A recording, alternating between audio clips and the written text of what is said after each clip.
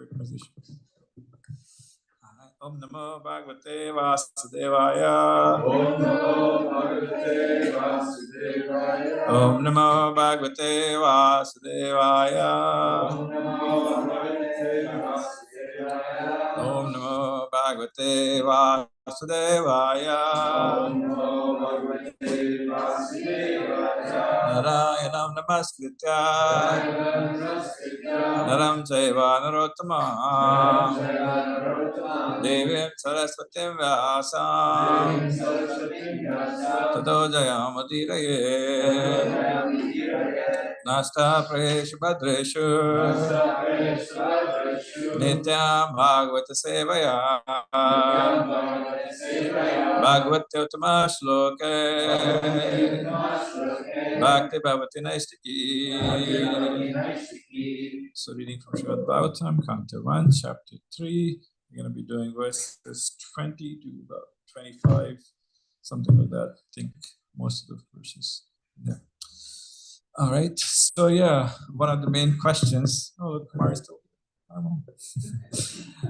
One of the main questions by the sages was the incarnations of Krishna. What are the many incarnations? So this whole chapter is actually incarnations. And what was it yesterday? Yeah, day before yesterday and today. So we've been focusing on the specific 10 incarnations. It's called a Dasa. Dasha means 10. Sanskrit Dasa Avatar is the 10 avatars. And I believe they were compiled together by one of the Jayadev Goswami as a song on the 10 incarnations. And I believe that's the source of how they're put together, because in the Bhagavatam, you see, it talks about the 16th incarnation, 17th, and so forth. So because the incarnations are unlimited. But I believe it was Jayadev Goswami wrote a song on the Dasha avatars, and the avatars who have pastimes primarily, and at least to some degree, and some to a lot of degree. And Krishna has a lot of pastimes. With the Matsya incarnation, it's still there. It's a little more succinct. And with Nishingadeva also, it's a little more succinct than Krishna's, but it's there, the pastimes. There's different kinds of incarnations. There's I'll forget the titles. But there's all kinds. It's the Purusha incarnations. There's the Vishnus are there, the 3 Vishnus. We talked about that last week, I believe. Rasika talked about that. Then there's the Leela avatars, where Leela means the pastimes, so pastimes, incarnations that do various activities with their devotees. And there's the Saktavesh avatar, which is where it's a living entity that is empowered by God. So there's different kinds of avatars. There's also Guna avatars. There's the incarnations that are in charge of the modes. So there's different kinds of incarnations. And anyone know why there's so many incarnations, different types? Any thoughts on that? What do you think of thoughts? Because everyone is attracted to a different aspect of God. Yeah. Yep. What else? Anything else? Any other thoughts? I was thinking because God is not boring. It's like even us who we aren't necessarily gods, and yourself is divas, but yeah, even us little human beings, we have various aspects to our own personality, and there's different things we like, and we're not boring people. But maybe some are. But yeah, everybody has so many interesting things about them, intriguing things. And so it comes from God. It comes from the Supreme Person. So Krishna is the most interesting person. Yeah. So that's why there's all these incarnations, and Krishna comes and he does these many activities. So and yet these sages, they ask this question because they want people to hear about Krishna. They want people to hear about the different activities Krishna does, and through that develop a relationship with Krishna. And the first step in the Bhagavatam, it talks about sambandha. Sambandha means relationship. So sambandha pertains to really knowing who we are, who Krishna is, and his various activities. So there's that verse, Janma karma chame divyam evam yoveti tattva deham prarjana naiti soiti ma. Arjuna, Konteya. one of the names for Arjuna. Which one? What is it? Do you remember? Arjuna? Okay. So the verse says, yeah, Krishna says that anyone who understands the birth and the appearance and disappearance of the incarnation, activities, sorry, birth and activities of the incarnation, he's qualified to go back to Godhead, basically. So yeah, one who's able to understand why Krishna comes and what is our relationship with Krishna, then they actually are qualified to go back to Godhead. So you are all qualified. And I was singing the Jai Radha Madhava, I was thinking the song Jai Radha Madhava. Did anyone remember who's compiled the Jai Radha Madhava song? Yeah, Bhaktivinoda Thakur. I'm going to pick on you, Carly, today. You are the victim of the day. Was that? Happy Kartik. Yeah. So yeah, Bhaktivinoda Thakur compiled that. I believe it's the various names of the deities. He had Radha Madhava and he has different deities. And I was thinking about Bhaktivinoda Thakur. So he's second one, right? So he was in 1800s. We actually studied about him in our history books when we were kids in India. Kedarnath Datta. He was a social reformer. So we read about him as with his regular name. And so Bhaktivinoda Thakur, he was a seeker, he really was. And in those times, in late 1800s, there was a lot of Christian missionaries. The British had arrived in the 1800s, and after the Crown took over, initially it was the British East India Company. It was just a business company that was ruling India. But after 1857, the mutiny, the Crown took over. After the Crown took over, there were a bunch of missionaries who came because now they could come. And so there was a lot of revival and spirituality because of that. Because by that time, Hinduism was primarily just about rituals and so forth, and there wasn't really much spirituality to it. As a matter of fact, calling somebody a Vaishnava was almost an insult because it was so bad what the Vaishnavas back then were doing. Because actually, even calling a woman a Vaishnavi meant that she was a prostitute. So yeah, that's what it was in the 1800s. So that was the level, of spiritual life back then. So when Bhaktivinoda Thakur was in that era, and he was a spiritual seeker, and he actually first delved into Christianity. And I was thinking that it's a sign of intelligence when somebody is seeking for God. It's a sign of intelligence. It shows that one is not just satisfied by just making some money, spending that money, and yeah, that's pretty much what happens. You make some money, you spend some money, and you save a little bit. What is the 80-20 rule? You gotta have 20% of what you make as savings, and 80% just goes away. And so most of humans on this earth, that's what they do. They work, they make money, they save some, and hope that by the end they'll have a house to retire in. And for most people, that's the goal of life. But actually, human life is meant for so much more than that. And Bhaktivinoda Thakur saw that, he realized that. So he was seeking. And even though religion had gone downhill a lot in 1800s, he just sought after it in other places. So he almost became a Christian, actually. But just at the last moment, just right before he was going to be baptized, I don't think that's what was happening. But but he was really into it. And then he heard about Lord Chaitanya, and he started looking for his biography. He couldn't find it, and so his biography, the main biography we have, is the Chaitanya Charitamrita. Couldn't find it actually, and it's a book in Bengali, and he's in Bengal, the state of Bengal, and he could not find a single copy. Finally, found a copy, and when he read it, he was enamored by Lord Chaitanya, and he actually famously said Lord Chaitanya is the Jesus of the East. So because that's what Lord Chaitanya, he just didn't care about if you're rich or poor. Back then, people who of lower birth or caste weren't allowed in the temples. So Lord Chaitanya said, we'll take the holy names outside the temples. We'll take God to everybody. And Lord Chaitanya would dance in the Jagannath Puri, the Jagannath Rath Yatra festivals. And that's another thing. It's like, you know, Krishna comes out of the temple for everybody to see Krishna.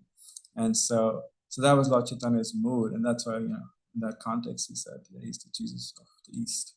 And so yeah, and intelligence really means trying to think beyond just eating, sleeping, mating, and defending, because that's what animals do primarily. I think I mentioned this before, but it's pertinent. I watched this documentary once on these deer, Canadian deer, and they travel from the topmost north part of Canada to south, south from it's diagonally actually from northwest to southeast. They do that every year. They come and then they turn around and then they go back. Then they turn around. Because it's so big, by the time they get there, it's time to go back. And throughout that whole journey, they're scared of being eaten. They're scared for their kids to be eaten. And as I was watching this documentary, I was like, oh my God, they just sleep, eat, mate, and defend. That's all they do. And then they turn around, they do the same thing, turn around, and then they die. So the human form of life is meant to be a lot more than that. And our acharyas saw that. And they really delved into cultivating their spiritual life and helping others grow in their spiritual life. And that's why these sages have asked these questions, asked about why there are these which incarnations are there. And it's for us to really learn more about them and delve into it, because otherwise we'll just learn about our incarnations, our little kids, and that's it. But we need to, it's like the more we learn about Krishna's incarnations, the more we'll actually go up in our spiritual life. But yeah, so this made me think of Bhaktivinoda Thakur. So yeah, all right, let's go to the verses. We'll start with verse 20. And so the first one is Parshuram. Parshuram was a Brahmana with a very strong warrior inkling, because he killed a lot of other kings. So yeah. All right, let's do the Sanskrit for this, and then we'll do the English for all the verses. Avatare Shodashame Pashyan Brahma. Now this is a different meter, isn't it? What's the meter for this? Is that the right one? Avatara Shodashame Pashyan Brahma Druho Nipan Trisapta Kritva Kupito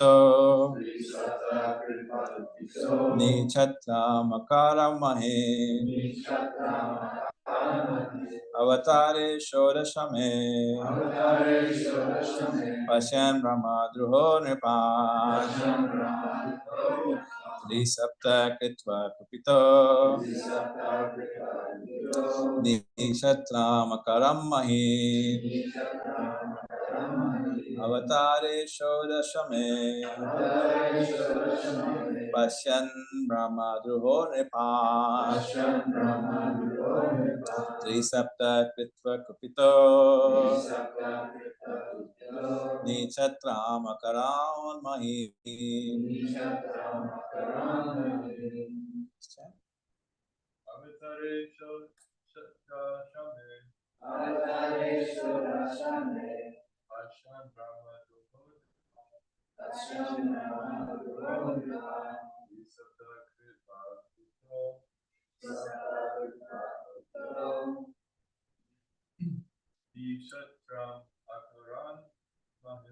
Nishatram Akaron Mahi Avatare Shodashame Pashyan Brahma Druhoripan Isapta Kapito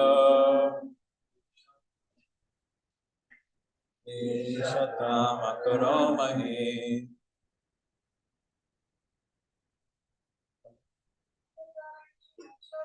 Avatare Shodashame Pashyan Brahma Druhoripan Trisaptakattvakapto Nichatra Makaronmahi Avataresho Dashame Pasyan Ramadholiman Trisaptakattvakapito Nichatra Makaronmahi. Let's do it together. Avatare, the incarnation of the Lord. Shodashame, the 16th. Pashan, see, Ramadruha, disobedient to the orders of the Brahmanas. Nipan, the kingly order. Trisapta, thrice 7 times. Ritva, had done. Kupita, being engaged. Ni, negation. Chatram, the administrative class. Akarot, did perform. Mahim, translation together. In the 16th incarnation of the Godhead, as the Gupati annihilated the administrative class, Kshatriyas, 21 times, being angry with them because of their rebellion against the Brahmanas, the intelligent class. Perfect. The Kshatriyas, or the administrative class of men, are expected to rule the planet by the direction of the intelligent class of men, who give direction to the rulers in terms of the standard Shastras, or the books of revealed knowledge. The rulers carry on the administration according to that direction. Whenever there is disobedience on the part of the Kshatriyas, or the administrative class, against the orders of the learned and intelligent Brahmanas, the administrators are removed by force from the posts, and arrangement is made for better administration. I'm again into my mistake. So Parshuram, yeah, he was a Brahmana actually, but he had very strong Kshatriya or warrior inclinations. And so when he noticed that the Kshatriyas or the warriors weren't actually following the instructions, they're rebelling against the Brahmanas or the priestly class, he saw that they weren't fit for ruling. And so actually went and killed a lot of them, 21 times. And actually, I believe in one of the purports, Prabhupada says that many of the Kshatriyas, they left and then they went to Europe and then established kingdoms over there. And that's how many of the kingdoms were established in Europe, the Roman Empire and so forth. I don't remember the specific ones, but he mentions in one of the other purports how they all went. He mentions few, the Turkish and Turkey also, I think he mentioned. But yeah, so that was Parshuram. And I believe he was a Lila Avatar and also might have been actually also a Shaktivish Avatar with him. But yes, that's one. Let's go to the verses, the next ones. I think it's 22 onwards. Okay. What does it mean to be annihilated 21 times? Oh, it's like 21. I think it was 21 generations. Yeah, or 21 times he did that against different groups. But I think, they don't remember? I think.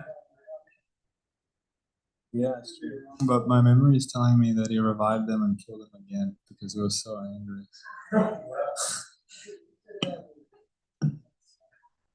What? Is it the mic?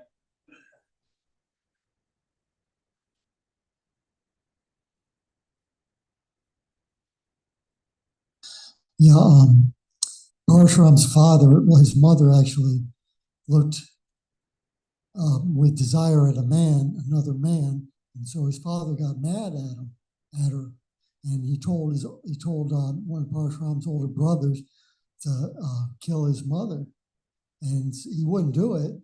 And Parshuram, so he told Parshuram, kill your mother and your brother. But Parshuram knew the power of his father, so he did it. And then he asked his father to bring him back to life. So he brought him back to life, and he didn't, and they didn't remember what had happened. But it's my understanding, 21 sets of Kshatriyas or 21 generations.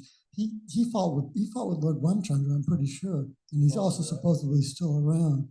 He's been around for many hundreds and thousands of years. He needs to do it again, as far as I'm concerned. That's what vaguely remember also that it's 21 generations or sets of Kshatriyas.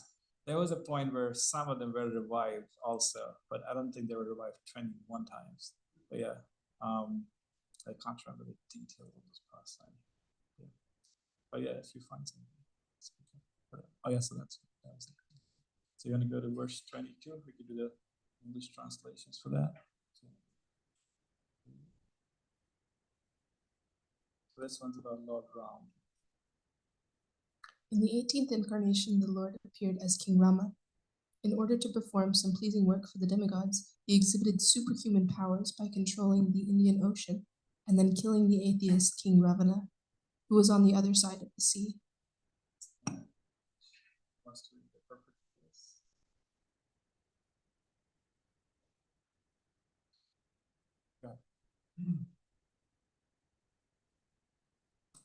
The personality of Godhead, Sri Ram, assumed the form of a human being and appeared on the earth for the purpose of doing some pleasing work for the demigods or the administrative personalities to maintain the order of the universe. Sometimes great demons and atheists like Ravana and Hiranyakashipu and many others become famous due to their advancing material civilization by the help of material science and other activities with the spirit of challenging the established order of the Lord. For example, the attempt to fly to other planets by material means is a challenge to the established order. The conditions of each and every planet are different, and different classes of human beings are accommodated there for particular purposes mentioned in the codes of the Lord.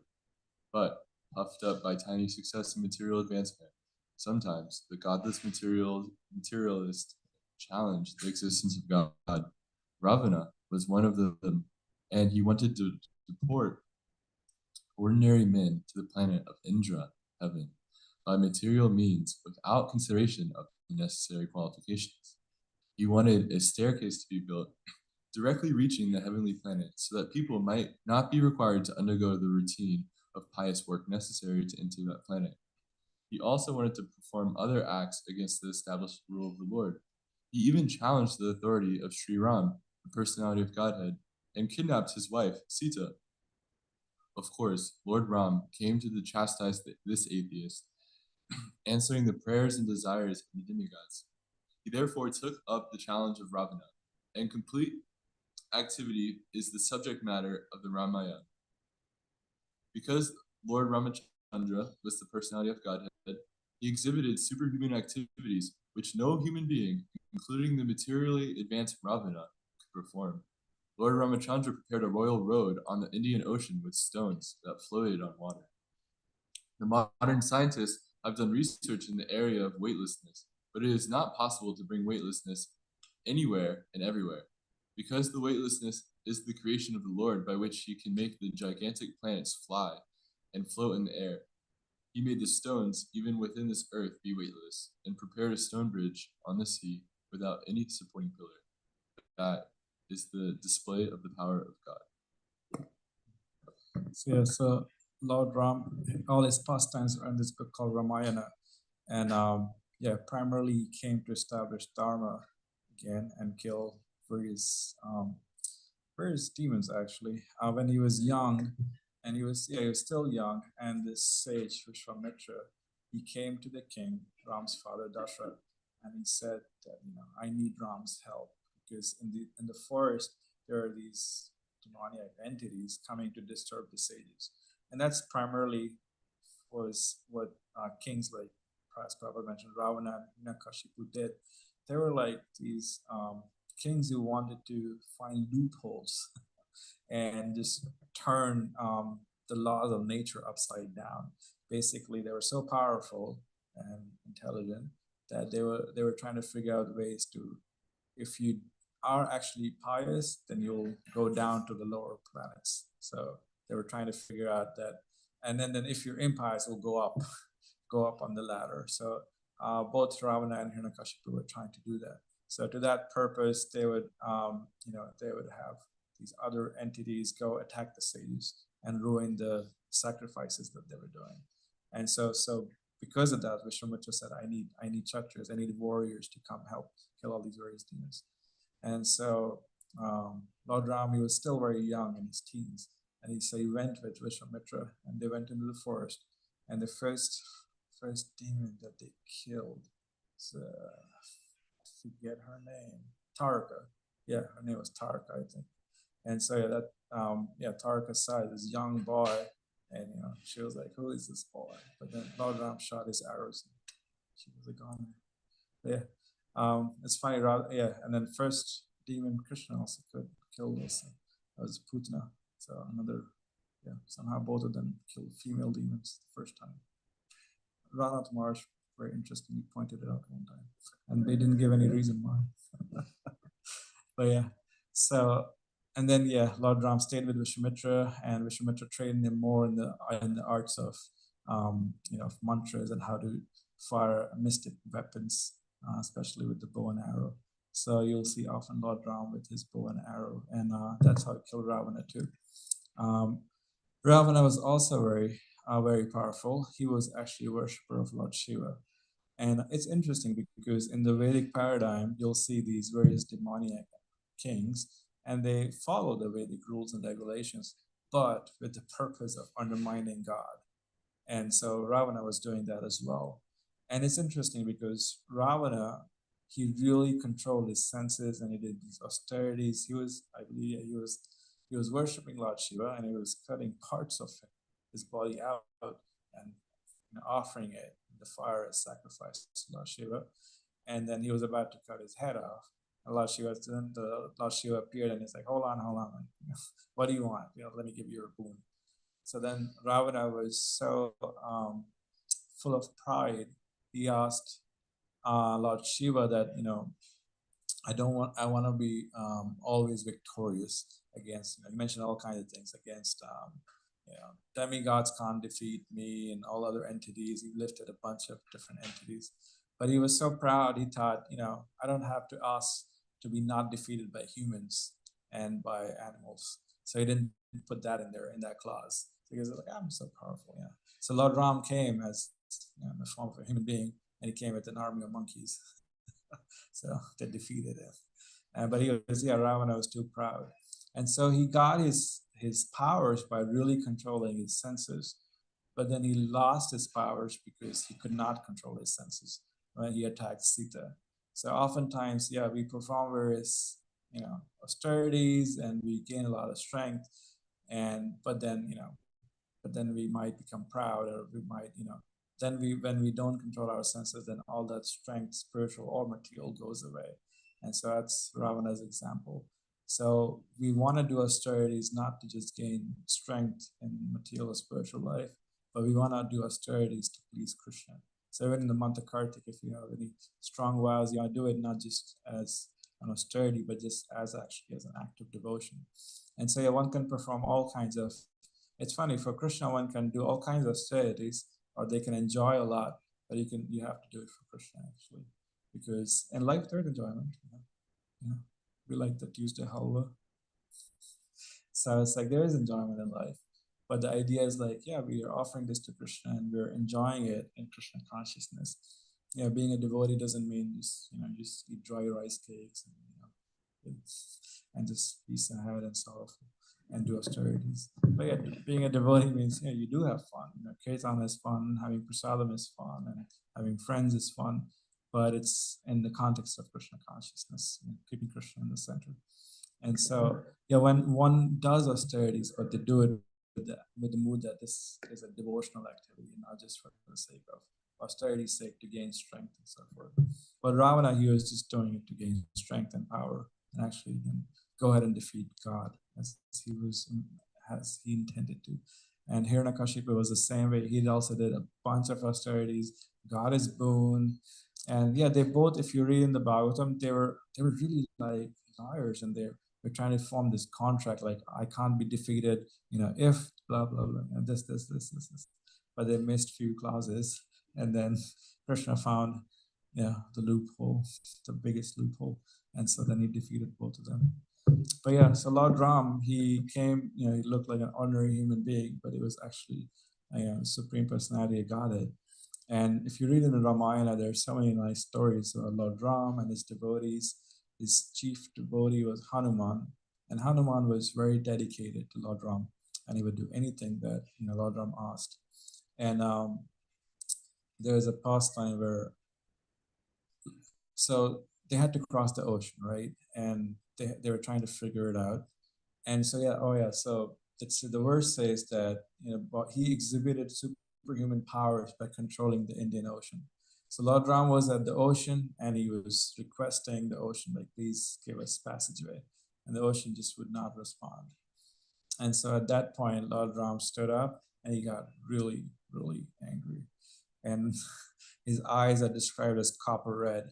And so when he looked at the ocean with those copper red eyes, the whole ocean started boiling. And that's when the ocean god came out, Varuna came out, and he apologized. And he realized, oh, you are the supreme personality, you got it. So and then Lord Ram chastised Varuna. He said that, yes,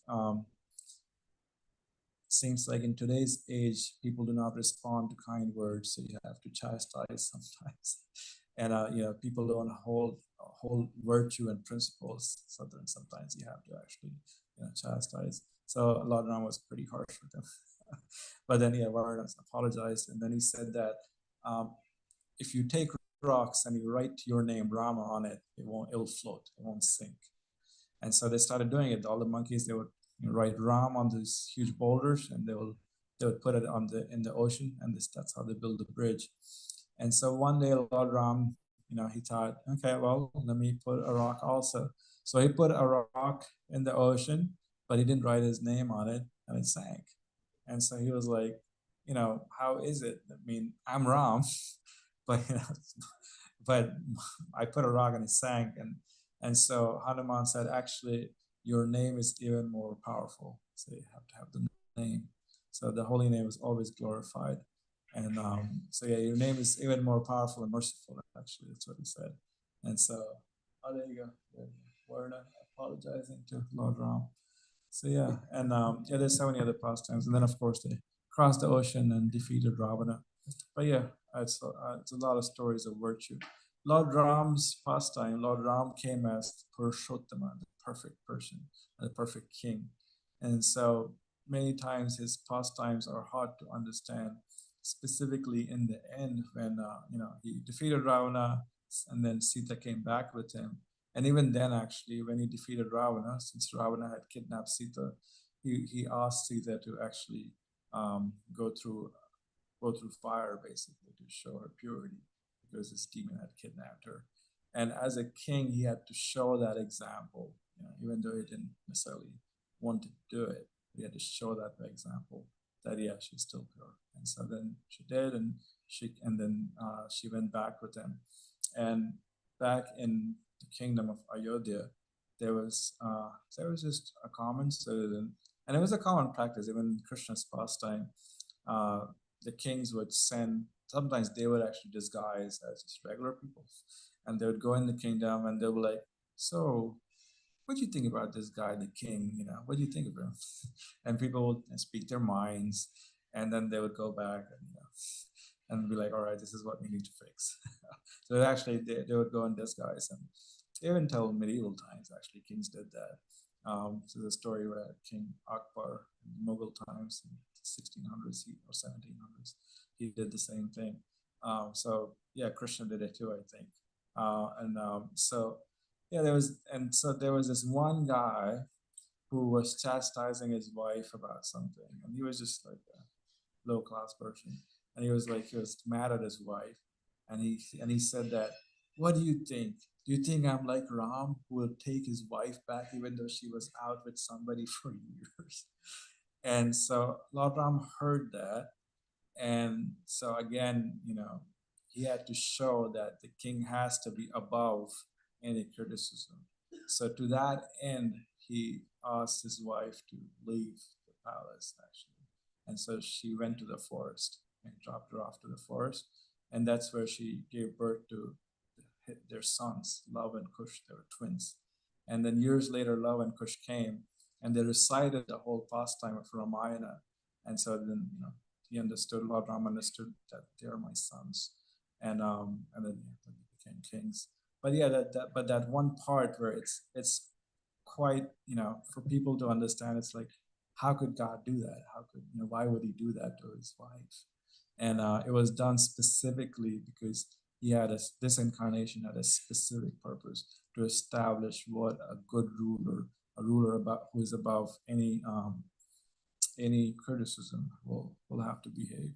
That's why he did that. But yeah, but it's often an issue, especially in India. People are like, how could Ram just abandon his wife? But there's a purpose behind it. So that's, there's some sense about Ram. But yeah. But any thoughts on this before we go ahead to the next 2-3 verses?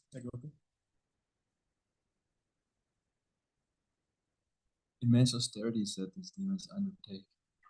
And I had an interesting thought. Actually, the boons that they're asking for, they're basically trying to ask for immortality. So that you can see that their real desire is eternal life. And it's funny because they're going through so much effort, but still they're not willing to pay the actual price for immortality, which is that you should just become a servant. Yeah, it's interesting. Yeah, in the Vedic system, one can do all kinds of hard activities like mystic yoga and these kind of austerities to gain certain amount of powers and be almost immortal. Because when Hiranyakashipu asked Lord Brahma, he asked him after his austerities, I want to be immortal. Brahma said, I am not immortal. How can I make you immortal? And so then he said, okay, let's come up with a contract. But this guy can't kill me, that guy can't kill me, I can't be killed on land, air, blah, blah. And he listed a bunch of things. And he thought, now I'm going to be immortal because nobody can breach this contract I have with Lord Brahma. But one can become immortal if they simply accept Krishna as a supreme person and just, and it's funny because it just goes to show, makes me think about how, so in the regular world, people think the Hare Krishnas are losers because they don't have jobs and they just go out and sing and chant and dance and distribute some food. And it's not even now, even Lord Chaitanya's time, people were like, who is this sentimentalist just singing and dancing on the street? If you're a sannyasi, if you're a scholar, you're supposed to study Vedanta and you should be a scholar, and he's just dancing on the street. Lord Chaitanya didn't like that. So there's always often this criticism about the Hare Krishnas since time immemorial, and but actually, and people think, oh, you gotta work really hard, you gotta really study the scriptures, or you gotta do these really complicated yoga practices, and then you'll be advanced in spiritual life. But real advancement in spiritual life is to realize that we are servants, because that's something these other people are not able to do, because their false ego is a little too big for that. They think we'll do these many hard activities and we are such great people and we'll conquer the entire world. We'll conquer the entire world, and but actually it takes a lot to realize that I'm just a simple soul and Krishna is God, and my main purpose is to serve Krishna and his devotees. That actually takes a lot of humility, and it actually takes a lot to do the morning program, isn't it? It takes a lot for the mind, and so controlling the mind and really purifying our false ego to work towards the real ego that we're servants and we're supposed to just serve Krishna and happily chant God's names and so forth. It actually takes a lot.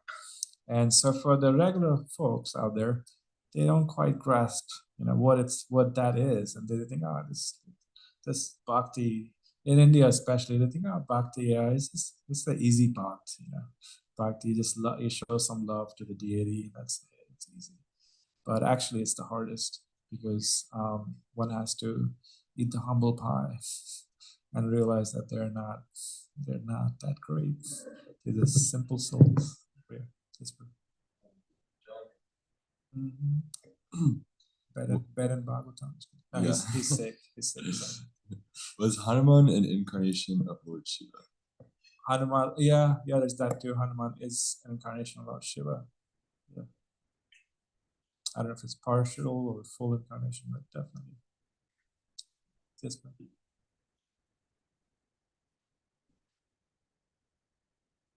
Thank you. In a connection to what you just said, and the demons performing austerities and forgetting the simple point, it's interesting to notice the stark contrast between what Ram has done in terms of his leadership position and what we see today in the light of coming elections. how much there's a cover, like they're trying to cover again and again of these shortcomings, and ironically they're called public servants. It's just interesting to notice lack of transparency that Ram has shown so nicely, but yet it's painful also for devotees to see. Yeah, it's such a high standard. And of course, internally, Krishna relishes that more love and separation, so there's that. But externally, it's very painful to see that Lord Ram had to abandon his consort Sita. Any other thoughts before we go ahead and finish the next few verses? Text 23. Go ahead, Stephen. Do you have a question? Sure.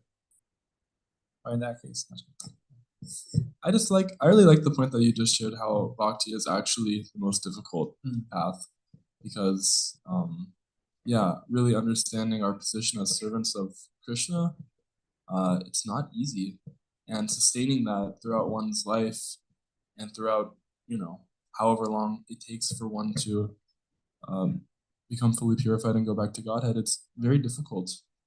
We don't want to be shooting stars, right? We don't want to come onto the scene of bhakti really strongly and then fizzle out and then stop our practice. We want to be sustainable. So it's really nice. It's very difficult to do that.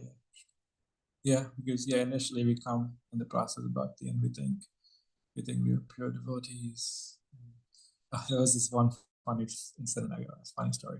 So this devotee, Balaram Hari, and he wouldn't mind to tell his name because he tells this story often. So Balaram Hari was in Maryland, and he was reading the Bhagavatam or the Bhagavad Gita, and he would read what the pure devotee is like. And he was reading it, and he was like, "Yeah, I'm getting there, And and then he's like, "Yeah, maybe hopefully soon I'll be pure devotee." And then he was helping in the kitchen, and there's this one older devotee, and she calls everybody that's pure devotee of the Lord. So he was serving, and this older devotee comes, and she goes, "You're serving so nicely. You are the pure devotee of the Lord." And he goes, "Oh, I made it." They're seeing it. People are seeing it that I'm a pure devotee. And so he goes up to this one. What would you say? Fire what? Finally, finally, pure devotee. And it was only like a month into Krishna consciousness. And so he goes and he used to help this one devotee, Sankirtan Yagya. Advaita Prabhu knows him. So Sankirtan Yagya is older devotee, and he's like, hell, what's that phrase? Hell, fury, and fire, or whatever, right? Hell and brimstone, whatever. There's a phrase for that, right? Fire and brimstone. He's that kind of. I worked with him too. I mean, he's great. This is funny. So he goes to Sankirtanagya, and they're going to a festival, and he goes, "Prabhu, I had a realization." Like, what? I have become a pure devotee. And Sankirtanagya looks at him and he goes, "You're not a pure nothing." You're not pure anything. And he says, "Pure devotee means this and this and this."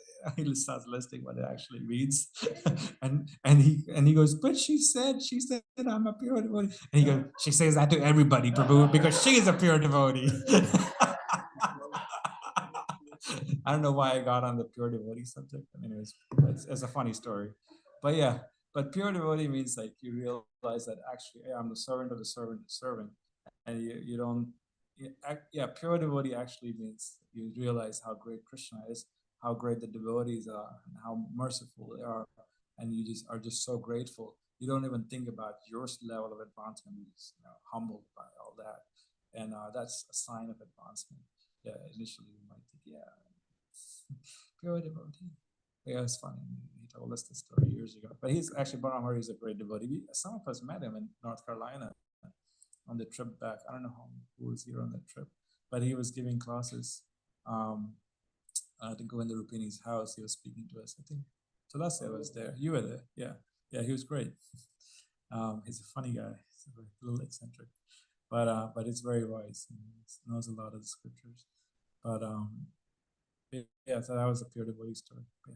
All right, let's go to the verses. Finish the assigned verses for today. Text 23. In the 19th and 20th incarnations, the Lord, I go ahead together, yeah, sure. His Lord Balaram and Lord Krishna and the family of Vrishni, the Yadu dynasty, and by so doing, he removed the burden of the world. Perfect. Together, the specific mention of the word Bhagavan in this context indicates that Balaram and Krishna are original forms of the Lord. This will be further explained later. Lord Krishna is not an incarnation of the Pursha, as we learned from the beginning of this chapter. He is directly the original personality of Godhead. And Balaram is the first plenary manifestation of the Lord. From Baladev, the first phalanx of plenary expansions, Vasudev, Sankarsana, Aniruddha, and Pradyumna expands. Lord Shri Krishna is Vasudev and Baladev is Sankarsana. So yeah, it's Krishna and Balaram. All right, let's go to the next verse, 24. I'm going to do this together as well. Then, in the beginning of Kali Yuga, the Lord will appear as Lord Buddha, the son of Anjana, in the province of Gaya, just for the purpose of deluding those who are envious of the faithful priest. So yeah, by this, we're not going to be able to read the purpose too long. But by the time Lord Buddha came, the Brahmanas were just doing animal sacrifice for the sake of eating meat. And so at that point, he came and he rejected the entire Vedas because he wanted people to stop doing that. And, people took up to Buddhism and they became vegetarians. And, he wanted to stop that intense activity of killing animals. And so he did that. And then, over time, then the Vaishnava acharyas were able to bring back the Vedas into the context. Actually, after him, there was the teacher Shankaracharya, who was an impersonalist, but he was able to establish the Vedas as an authority again. So, and then after him came the various four acharyas, and then finally Lord Chaitanya came and he established the philosophy of achintya bheda bheda, as inconceivable oneness and difference of inconceivable oneness and difference. So he established that philosophy based on the previous acharya. So it took a good 1600 years to do that, actually, from Lord Buddha to Lord Chaitanya, but it happened over time. All right, let's do the last verse, 25. So that's the last of the 10 incarnations. Kalki is supposed to come in the future. Thereafter, at the conjunction of two yugas, the Lord of the creation will take his birth as the Kalki incarnation and become the son of Vishnu Rasha. At this time, the rulers of the earth will have degenerated into plunderers. So yeah, in the end of Kali Yuga, where rulers will just be plunderers and people are, it's gonna look pretty grim. I think the rulers are already plunderers, but whatever. It's gonna get much worse. People are gonna live like underground, and there will be no scope for any religious or spiritual life. People who try to follow religion and spiritual life will be basically persecuted. So at that time, Kalki will come, and and he will kill all the miscreants. It's described as going to come on a white horse, and he's going to kill with the sword. So yeah, I think that I've heard in other religions also there's that description of that the incarnation of God coming on a horse and with a sword and so forth. So, yeah, so that's the role of the incarnations. They protect the devotees who want to grow in spiritual life, and they kill the miscreants, people who are misleading other people and so forth. Yeah. So these are the 10 incarnations. And let's see, breakfast hopefully will come soon, but maybe we can just talk about the Damodar pastime before that. Yes, Prabhu, go, Prabhu. 1 second. don't want to be shooting stars and just fizzle out. We want to run the marathon and be in it for the long run. And I think a key to successfully doing that was mentioned this morning when we read the little excerpt from Prabhupada. He was saying that the 6 Goswamis of Vrindavan, they exemplify the highest levels of detachment, renunciation, and austerity. But Prabhupada said they can do that because that's external. They do that. They're able to externally do that because internally they have so much. Yeah. So that's the key. If we want to keep going, our austerity should be in proportion to our inner taste. Yeah. If we try and jump to a high level of austerity, then we can't sustain that with the same level of inner attachment and desire and taste. So it's important to find our taste in spiritual life, and then we can increase our renunciation. Yeah. What gives you taste, Carly, in spiritual life? Prasadam. It'll come soon. Don't worry. But it's true, actually. A lot of people start with prasadam. The first stage in consciousness is annamoya. The child thinks, what am I going to eat? Everything looks like food. Everything just goes to the mouth. So annamoya starts with that, and then goes on further increases. So spiritual life, the same thing. It's like, Anna, where's the prasadam? So yeah, and then it grows from that, where it goes up. Just to your point that the more we grow in our spiritual life, austerities kind of just naturally follow that. What's that verse in the 2nd chapter? It talks about vairagya. Vairagya or renunciation, just detachment, just naturally comes. Jnana and vairagya, they're just subservient to bhakti. So one just wants to develop in the spiritual life and the devotion to Krishna. And knowledge and renunciation, they come along with it. And just even the fact, the idea, like I'm gonna eat prasadam mostly. So that means it's eating, doing that austerity of cooking for Krishna, and not just eating whatever. Did you have a point, Mark?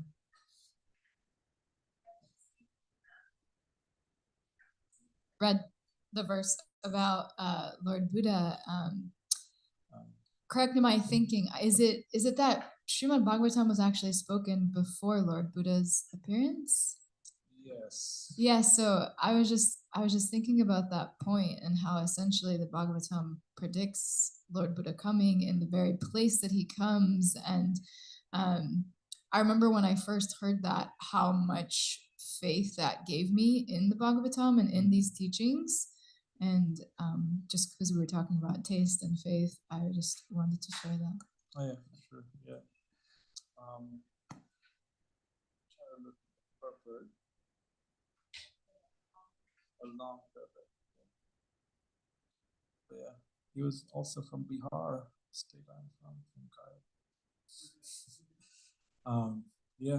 There's so many predictions in the Bhagavatam and other Puranas as well. And oftentimes the scholars who just look at these books, they think, well, since the book talked about Buddha, it must have been spoken then, because there's no way that you could actually predict. So, thank you. All right. What else? Any other thoughts, comments before we end for Prasadam, as Carly wants? You can take it a step further. The Bhagavatam also predicts Lord Chaitanya. I think it's in the 12th canto. Yeah, it does predict Lord Chaitanya. Yeah, in the 12th canto, right? There's that verse. How does it start? Well, in the age of Kali, they worship the incarnation that comes in a hidden form, always singing and chanting the names of God. I think it says it comes as a sannyasi. Yeah, that's good. Yeah. All right. What else? Anything else? Oh yeah. So this month, the month of Damodar, is all about really immersing ourselves in Krishna's activities. So as we go through the month, there'll be different festivals and different days, and we'll try to bring it up and talk about it as we go through the month. But the main pastime, the Damodar. So Udara means stomach, and Dama means it's a rope, I believe. So it's like, he was tied at the stomach, so by his mother because he was being too naughty, basically. So she tied him up, but he was still too naughty. So he was tied to a mortar. So he dragged that mortar and he got it stuck between these two big trees and made the two trees fall. And some people actually, they were like, yeah, we saw Krishna actually crawling, and then we heard this huge thud, and others were like, what are you talking about? It's just a little kid. Like, he couldn't have made these two big trees fall down. But yeah, so that's in summary the downloader pastime. And yeah, Mother Yashoda was trying to time up, but she could not. It's always 2 fingers too short. So what were the 2 things that were missing, or that are crucial in devotional life? Madhav mentioned yesterday. Mercy and endeavor. Endeavor and mercy. So yeah, those 2 things. You do your mercy, you do your endeavor, and you do your endeavor, and Krishna will send his mercy, or prasadam means mercy actually. Krishna will send prasadam if you do your endeavors. But yeah, as devotees, you'll never go hungry. You'll always be prasadam as you stay in Krishna consciousness.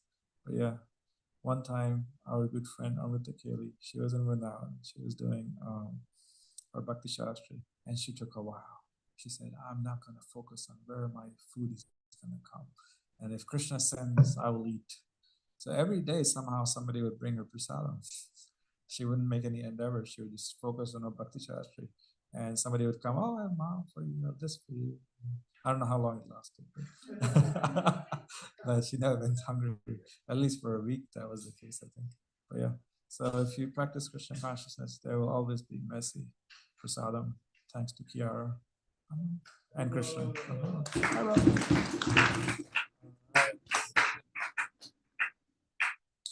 Granth Srimad Bhagavatam ki.